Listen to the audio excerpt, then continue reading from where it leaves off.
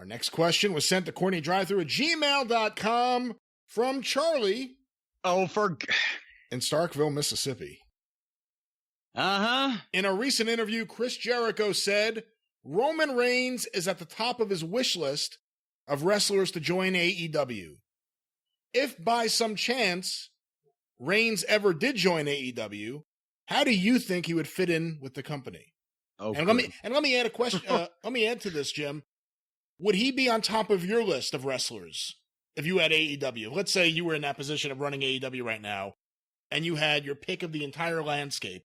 Who would be your number one pick? Who's the one person you'd want to bring onto your team? Oh, gee. Well, don't hit me with that question, because then not only because I've got the OCD, I'd have to sit down and study every major company's and possibly some secondary company's roster to determine that was officially the statement that I wanted to stand by and that I hadn't overlooked anybody. And I don't have all the top wrestlers in the business on the top of my head or the tip of my tongue right now. So I'm not going to close myself into that. I will say, as far as Roman Reigns, who the fuck would not want Roman Reigns on their roster if they were a wrestling company?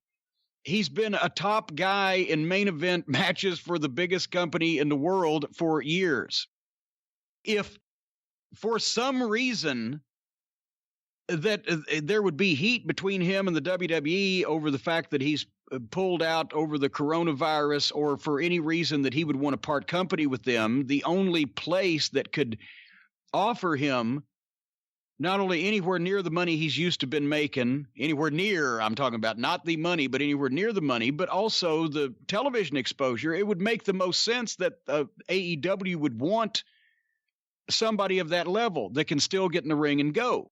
However, having said that, since AEW's fan base apparently consists of 600,000 people that think wrestling should be silly and fun, hate the WWE, read a lot of the websites, and have collectively 17 million Twitter accounts, they would boo him out of the building if he was brought in and featured, specifically because that was the cool thing to do amongst the hardcore fans of the WWE a few years ago, when they made it the cool thing to boo him because Vince wanted to push him instead of the people they wanted him to push. There's nothing wrong with Roman Reigns. He's huge. He looks like a movie star. He's got the bloodline. He, from every match I've seen, is a very good worker. He can talk when you give him something to say. He looks like a grown man with an adult voice. He's obviously, dedicated to the business, or elsewise he wouldn't have lasted this long and got to that point. And he's had experience working with every top name in the world. But because if the AEW fans, for the same reason that they booed the Roman Reigns in the WWF, because the fans got, especially at the big events, got so smart they realized that Vince was wanting to push him and they wanted Daniel Bryan or they wanted this guy or whatever, so it became the thing to boo him. The AEW fans, I bet you, would boo the fuck out of him because he comes from the WWE and that's where they're supposed to be their alternative, and they don't want WWE guys unless they brought him in and they were stupid enough to pay a guy like that's price to bring him in and fucking humiliate him so that the fan base could get their jollies, and that would kill him in a few weeks. If they brought him in and pushed him as a main event guy, beating all their darlings, and without doing flips, they would roast somebody over an open spit. If they brought him in as a top heel, they're booing him for the wrong reason. They're booing him because they don't want to fucking see him pushed rather than because they are mad at him as a heel. So their limited fan base in AEW for that type of thing, combined with the voraciousness and the vocalization factor that they have, that would be a shit fit. Now, if Roman Reigns brought some WWE fans to AEW, well, if they were casual fans, I'd say they would be cheering Roman Reigns, but if they were just casual wrestling fans, they still ain't going to watch AEW if Roman Reigns is there, because they'd look at the rest of it and go, what the fuck? Very ticklish situation. What if they bring him in as a heel? Have him attack Moxley as former. Well, that's what I said. If they bring him in as a heel, but they fucking put him on top and push him, and he's beating guys they like without doing flips, then aren't they booing him to go away rather than booing him because he's a heel? Who knows? Well, you can't assume it's go away heat. Well, no, I'm saying if they're doing it, there's two ways. If you made him a heel, they're either booing him because he's a heel, or they would be booing him because he's a WWE guy invading their little treehouse. And the only Jericho's bulletproof because he's a personality, and plus there was a stretch between the last run up there, and he's always kept himself in good shape. Moxley was the put upon, persecuted, supposedly greatest talent of the Shield, standing next to Roman Reigns and Seth Rollins, and somebody was thinking that Dean Ambrose was, but nevertheless, they feel sympathetic. Now he's somewhere where he can be allowed to shine and not be held down. That's why he's over in that environment.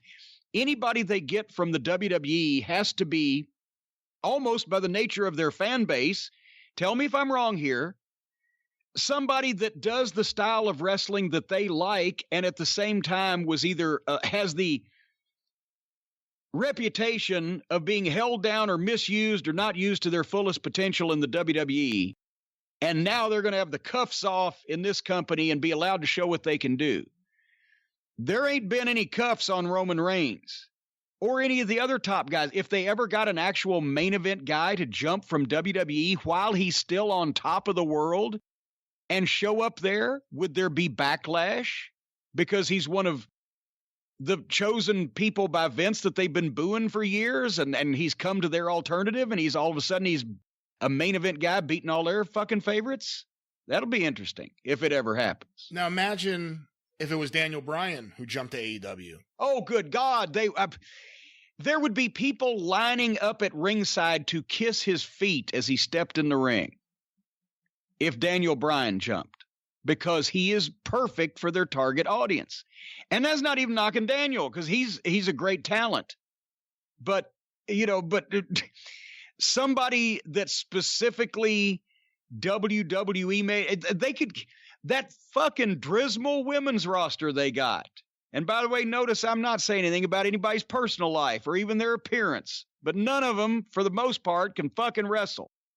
I guarantee you if Charlotte Flair or Rhea Ripley came in there, they'd boo them. Get the fuck out of here. I don't know. I mean, remember ECW, the fan base that chanted Flair is dead. They went crazy for Sid when he showed up. They went crazy for Dusty when he showed up. And again, Dusty, people evaluate him and look at him a little differently now than they did in the 1990s. He was still someone that especially smart fans really put down. And they went crazy for Dusty Rhodes there, too. I mean, that fan base, and ECW and AEW fans have similarities, although there are differences, too. There's a lot of people they say they don't like, but if they showed up there, it's like the Hulk Hogan argument. Well, but everyone hates Hulk Hogan, and then he shows up, and everyone goes nuts. Oh, it's Hulk. Well, there's also, is it a surprise? If they know he's coming, see, a lot of those were surprises that got those big blows. But if a guy like that, yes, if he came out as a surprise, nobody knew he was going to be there, it's going to, oh, yes, it'll be huge. Maybe it would stick that way. Maybe it would wear off in a few weeks, and maybe the booing would start there where they saw that, they didn't like what he was going to be doing or whatever. I'm just telling you.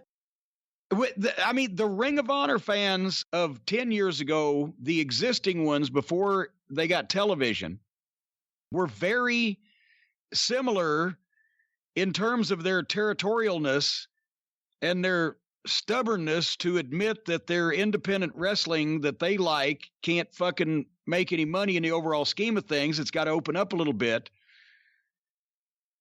They remind me of the AEW fans of right now, the Ring of Honor fans from 10 years ago. Where's the fucking 140-pound guy in pajamas? He did that great flip. When you're giving them fucking WWE names that can still go, and they wanted the fucking outlaw guys. There's some people that when you have a cult promotion, with the AEW is now the cult promotion. And before it was fucking Ring of Honor, or in between that it was PWG or whatever the cult promotion is for a few years. They don't want anybody to change it. And they want everybody to fit in what that is. And as a result, that's why none of those cult promotions ever actually get mainstream recognition or larger audiences or an increased presence on television or video until somebody with some money gets it and changes it where more people will fucking watch it. Whether it's Sinclair Broadcasting, and that was very little money in the overall scheme of things, or now a lot of money, Tony Khan. But that's ultimately, you have an existing fan base that doesn't want to change anything because they like their hoo-ha. That hoo-ha is not something that enough people in the overall scheme of things around the country or the world is going to fucking support. So you have to have names and stars and talent and other types of things come in. I'm not saying pasteurize it and homogenize it and dumb it down to the point that Vince did, that just stripped any passion and emotion out of it. But you can't just get by on, I'm going to do a silly independent style promotion, or I'm going to do, a fucking indie level outlaw stuff on big time television. You have to have a plan for how a lot more people are going to like this.